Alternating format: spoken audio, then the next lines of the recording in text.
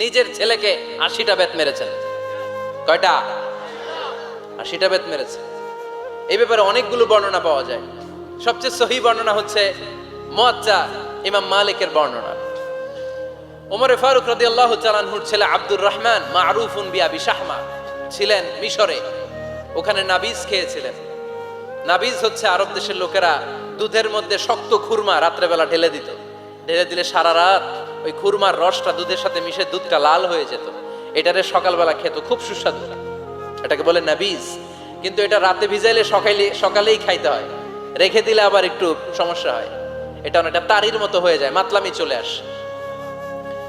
তো ওমরে ফারুকের ছেলে নাবিজ খেয়েছেন, মদ খাননি, নাবিজ। কিন্তু নাবিজ খাওয়াতে সাকরান চলে এসেছে। সাকরান চলে আসাতে এটা যখন প্রমাণিত হয়েছে, আমর ইবনুল আস রাদিয়াল্লাহু তাআলা আনহু নাকি 80 বেত মেরেছেন মিশরে। কয় বেত? নিয়ম হচ্ছে সবার সামনে, কিন্তু সবার সামনে না মেরে একটু গোপনে মেরেছে। এই তথ্য যখন ওমরে ফারুকের কাছে এসেছে, উনি বললেন না, মারতে হবে সবার সামনে, আলাদা মাল্লা কেন? ও মদিনায় ফিরে আসলে আমি আবার 80টা মারব। মদিনায় ফিরে আসার পরে সাইয়েদনা ওমরে ফারুক ওই আগের 80টারে আর ধরেন নাই, নিজ হাতে আবার 80টা বেত মেরেছেন। এই বেত মারার 1 মাস পরে এই আবু শাহমা ইন্তেকাল করেছে। অনেক ঐতিহাসিক বলে এই বেতের আঘাতে মরেছে, কেউ কেউ বলেছে নিজের রোগের কারণে মরেছে। কিন্তু দিস ইজ দ্য ইনসাফ সিস্টেম অফ ওমর। নিজের ছেলে বলে ছেড়ে দেয় নাই। এখন নিজের ছেলে হইলে 7 খুন মাফ, নেতার ছেলে হইলে 10 খুন মাফ, এলাকার মোড়লের ছেলে হইলে 10 খুন মাফ। নো পার্সিয়ালিটি ইন ইসলাম। ইসলামে পার্সিয়ালিটি নাই। আপনি নেতার ছেলে হন, আপনি বিজনেস ম্যাগনেটের ছেলে হন, আপনি যেই হন না কেন, ইসলামের দৃষ্টিতে সবাই সমান। চিল্লায় বলেন ঠিক কি না? বনু মখজুমিয়া গোত্রের এক নারী চুরিতে ধরা পড়ল। সাহাবারা বললেন, নবী, মদিনা সবচেয়ে ভেরি প্রেস্টিজিয়াস এন্ড ডিগনিফাইড ফ্যামিলির মেয়ে, আপনি হাত কাটেন না, কারণ ইসলামের নিয়ম চুরি করলে কি কেটে দাও। বিশ্বনবী বললেন, বলো কি? হাত না কাটার জন্য তোমরা আমাকে রেকমেন্ড করছো? এটা আল্লাহর আইন, পৃথিবীর কেউ রেকমেন্ড করলো শোনার ক্ষমতা আমার নাই, কারণ আইনটা দিয়েছে কে? লাউ কানাত ফাতিমাতু বিনতি মুহাম্মাদিন সারাকাত লাকাতা মুহাম্মাদুন ইয়াদাহা। আরে বনু মাকসুমিয়া মেয়ে তো দূরের কথা, আমার কলিজার টুকরা ফাতেমাও যদি আজ চুরিতে ধরা পড়তো, তার হাত কেটে দিতে আমি 1 মিনিটও দেরি করতাম না। দিস ইজ ইসলাম। এই হচ্ছে ওমরে ফারুকের মানাকিব। এরকম ওমরে ফারুক কয়টা লাগবে? আওয়াজ করে বলতে হবে, কয়টা লাগবে? একটা লাগবে। এই সাইয়েদনা ওমরে ফারুক মদিনার প্রথম চিফ জাস্টিস ছিলেন।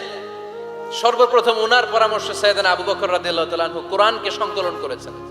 আমরা এই যে কোরআন পড়ি 30 পারা, এমদাদিয়া লাইব্রেরির 114টা সূরা, কত সুন্দর সন্নিবেশ করা হয়েছে, এখানে সাজানো হয়েছে। আল্লাহর হাবিব সাল্লাল্লাহু আলাইহি ওয়াসাল্লামের সময় কি এরকম কোরআন ছিল নাকি? ছিল না। খেজুর পাতার মধ্যে, গাছের বাকলের মধ্যে, ওটের বড় হাড্ডির মধ্যে আর পাথরের মধ্যে খোদাই করা কোরআন ছিল। সাইয়েদনা আবু বকরের সময় রাদিয়াল্লাহু তাআলা আনহুর সময় যুদ্ধ হলো, 70 জন হাফেজ সাহাবী ইন্তেকাল করলেন।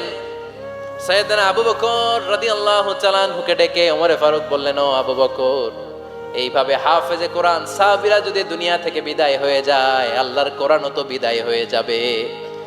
আমার পরামর্শ হলো আপনি সব বয়োজ্যেষ্ঠ সাহাবীদেরকে একসাথে করে কোরআনের সব কাগজগুলোকে একসাথে করে একটা নির্ধারিত কপির মধ্যে কোরআনকে সংকলন করে ফেলেন। সাইয়েদনা আবু বকর বললেন, যেটা আমার নবী করেন এটা আমি কেমনে করি?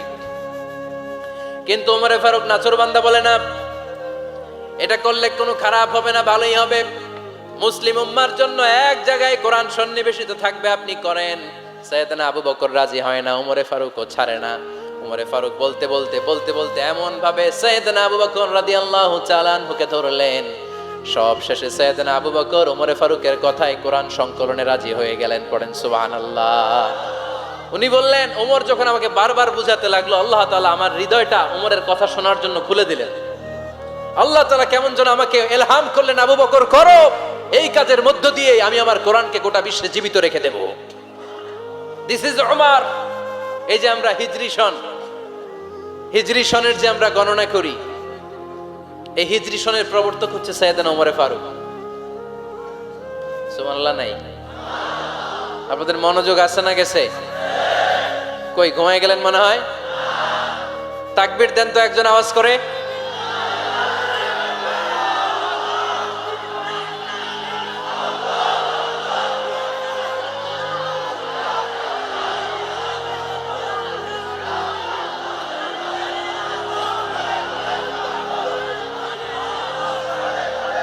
মাশাআল্লাহ মাশাআল্লাহ। বসেন বসেন, এখনই শেষ করে দেব কিছু সময়ের মধ্যে। আমরা একসাথে বিদায় নেব ইনশাআল্লাহ। ওঠা বসা করবেন না, ওঠা বসা করবেন না, বসেন। সাইয়েদনা ওমর ফারুক এই হিজরি সনের গণনা শুরু করেছে। সাহাবারা বলল, আমিরুল মুমিনিন, খ্রিস্টানদের ঈসাই সন আছে, আমাদের মুসলমানদের কোনো সন নাই। আমাদের একটা সন থাকলে আমাদের জিজিয়া নিতে, আমাদের যাকাতের টাকা উত্তোলন করতে অনেক সুবিধা হবে। ওমর ফারুক বললেন, তাহলে কোন সালকে হিজরি, কোন সালকে মুসলিম সাল হিসেবে আমরা ঘোষণা দিতে পারি? একজন বলল, আমার নবী যেই সালে জন্মগ্রহণ করেছেন ওই সালে। ওমর ফারুক বললেন, না, আমার নবীর জন্ম আমাদের জন্য খুশির দিন, কিন্তু এটা আমাদের জন্য প্রেরণা নয়। প্রেরণা নবীর কাজে, ঠিক কিনা? আরো কিছু সাহাবারা বলল, তাহলে যেই সালে আমার নবী ইন্তেকাল করেছে ওইটারে প্রথম সাল ধরেন। ওমর ফারুক বললেন, না, যেদিন তিনি ইন্তেকাল করেছেন এটা আমাদের দুঃখের দিন, এটা আমাদের প্রেরণা নয়। আমাদের প্রেরণা হচ্ছে বিশ্বনবীর ত্যাগ, তিতিক্ষা আর কাজের মধ্য দিয়ে। জোরে কোন ঠিক কিনা? ওমর ফারুক বললেন, যেদিন বিশ্বনবী ইসলাম রক্ষায় নিজের মাতৃভূমি ছেড়ে মক্কা থেকে মদিনায় গিয়েছেন ওই দিনটাকে হিজরি প্রথম দিন ধরে আমরা হিজরি সাল গণনা করে শুরু করে দেব। ওইটাই হচ্ছে হিজরি সন। সেখান থেকে হিজরি সনের প্রবর্তন করেছেন সাইয়েদনা ওমর ফারুক রাদিয়াল্লাহু তাআলা আনহু। এই যে স্টেট গভর্নমেন্ট, এই যে প্রিজন, জেলখানা, ক্যান্টনমেন্ট, সচিবালয়, গণভবন, বঙ্গভবন, মুক্তিযোদ্ধাদের ভাতা, রাষ্ট্রীয় ভাতা, এই সব নিয়ম কানুন সাইয়েদনা ওমর ফারুক তার রাষ্ট্রীয় আমলে তিনি নিজে করেছেন। চিল্লায় পড়েন আল্লাহু আকবার। মুসলমানদের আলাদা কারেন্সি, নিজস্ব মুদ্রা ব্যবস্থা নিজে চালু করেছেন। সৈনিকদের মধ্যে যারা বিবাহিত প্রতি 6 মাস অন্তর অন্তর 1 মাসের ছুটি কাটাতে তারা ফিরে আসবে, সাইয়েদনা ওমর ফারুক চালু করেছেন। চিল্লায় আওয়াজ করে পড়েন আল্লাহু আকবার। এই যে আমরা 20 রাকাত সালাতুত তারাবি পড়ি রমাদানে, পড়েন না আপনারা? এটা সাইয়েদনা ওমর ফারুক চালু করেছে। সুবহানাল্লাহ পড়তে পারলেন না? কোরআনে মোট 22টা আয়াত আছে যেখানে সাহাবারা ইনডিসিশনে ভুগছিলেন। বিশ্বনবীর মত একটা, ওমর ফারুকের মত আর একটা। এই 22 জায়গায় আল্লাহ তাআলা বিশ্বনবীর মতের পক্ষে আয়াত নাজিল না করে ওমর ফারুকের মতের পক্ষে কোরআনের আয়াত নাজিল করেছেন। আওয়াজ করে পড়েন আল্লাহু আকবার। এদিকে উঠলেন কেন আপনারা? যারা উঠছেন আমার দিকে তাকান।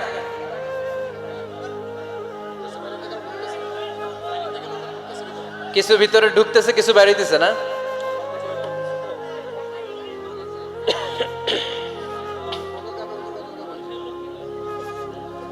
সাইয়েদনা ওমর ফারুক, আমরা সাহাবীদের জীবন চরিত পড়তে চাই না?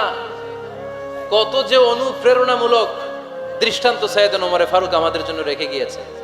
ওমর ফারুক যখন খলিফা, দিনের বেলায় যদি রাষ্ট্রে কোনো নিয়ম জারি করতেন, দিনের বেলায় জনগণকে কোনো বিষয়ে যদি নিষেধ করতেন, রাত্রে বেলায় খাওয়ার সময় ফ্যামিলি মেম্বারদের সবাইকে বলতেন, এই দিনের বেলা আমি জনগণকে এই কাজ করতে নিষেধ করেছি, তোমরা আমার ফ্যামিলি মেম্বার, খবরদার তোমরা এই কাজ করো না। জনগণ করলে যতটুকু শাস্তি তোরা করলে পাবি ডবল শাস্তি। সুবহানাল্লাহ কইবেন না? আমাদের নেতারা ওই বাড়ির বিচার করে, ওই বাড়ির মাইয়ার বিচার, ওই বাড়ির পোলার বিচার, নিজের পোলা গাঞ্জা টানে, আছে না নাই? নিজের মেয়ে অপরাধ করে, আছে না নাই? কি নেতা ছিলেন ওমর ফারুক! আগে নিজের ঘর সামলিয়েছেন, আগে নিজেকে সামলিয়েছেন, নিজের ঘর ঠিক করেছেন। বলেছেন জনগণ করলে যত বেদ, তোরা করলে double Veda. This is call leader, ঠিক কিনা? এক বাবা এসে বললেন, ওমর ফারুক আমার ছেলে কথা শোনে না, বেয়াদব। ওমর ফারুক ছেলেরে ডাকলেন, বাবা তুমি তোমার আব্বাজানের কথা শোনো না, এটা তো কবিরা গুনাহ। ছেলে বলে, ওমর ফারুক সব দায় দায়িত্ব আল্লাহ ছেলে মেয়েদেরকে দিয়েছে। ওমর ফারুক বললেন, অবশ্যই দায়িত্ব দিয়েছে। তাহলে বলেন আমার বাবার দায়িত্ব কি? উনি বললেন, প্রাইমারিলি প্রথমত 3 দায়িত্ব। আইয়ান তাকিয়া উম্মা, পৃথিবীর প্রতিটি বাবার উচিত ছেলেদের মেয়েদের জন্য ভালো মায়ের ব্যবস্থা করা। 2 নম্বরে আইয়ুহসিনা ইসমা, সুন্দর তার একটা নাম রেখে দেয়া। 3 নাম্বার ইউআল্লিমাহুল কিতাব, তার আল্লাহর কিতাব শিক্ষা দেওয়া। এবার ছেলেকে আমার আব্বা 3টার একটাও করে নাই। এবার ওমর ফারুক রেগে গেলেন, বাবার কাঁধে ধরলেন, বললেন তুই ছেলের জন্য বিচার নিয়ে আসলি, তোর 3টা দায়িত্বের একটাও তুই পালন করিস নাই। ছেলে বলে, আমিরুল মুমিনিন আমার মা নর্তকী, আমার মা মাজুসি, আমার মায়ের মধ্যে কোনো আদব কাদব নাই, সুন্দরী দেখে আমার মারে বাবা বিয়ে করছে, আমার মায়ের কাছ থেকে জীবনে কিছু শিখি নাই। 2 নাম্বার সাম্মানি খানফাসা, আমার বাবা আমার নাম রেখেছে চামচিকা। কি নাম রাখছে? এটা নাম হইলো একটা, এরকম উল্টাপাল্টা নাম আছে না নাই? না, এগুলো রাখবেন না।